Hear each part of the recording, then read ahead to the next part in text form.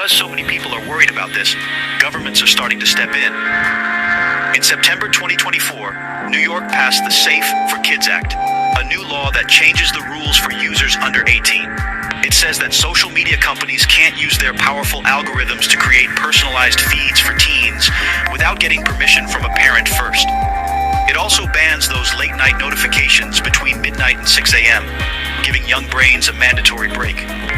The goal is to give young people more control over their digital experiences, turning the endless, algorithm-driven fire hose of content back into a more manageable garden hose you can turn off. In response to these growing concerns and new laws, some tech companies are making changes themselves. For example, Meta, the company that owns Instagram, introduced new features for what it calls teen accounts.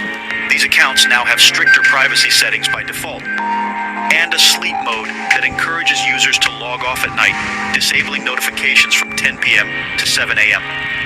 These are steps in the right direction, showing that the industry is feeling the pressure from both lawmakers and the public. But it also raises a question. Are these changes happening because it's the right thing to do, or because companies are trying to get ahead of even stricter regulations? However, not everyone agrees on how to solve this problem, or even on how big the problem is. There's a real scientific debate happening right now about whether we can truly call what happens with social media addiction in the same way we talk about other substances.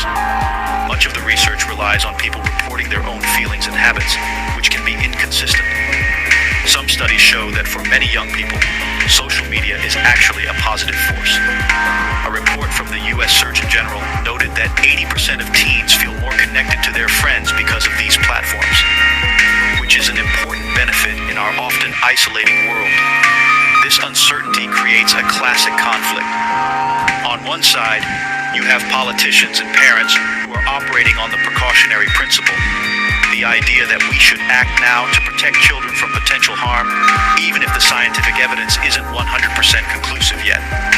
On the other side, you have tech industry groups like NetChoice, which argue that laws like New York's are unconstitutional, and that we need more research before making sweeping rules.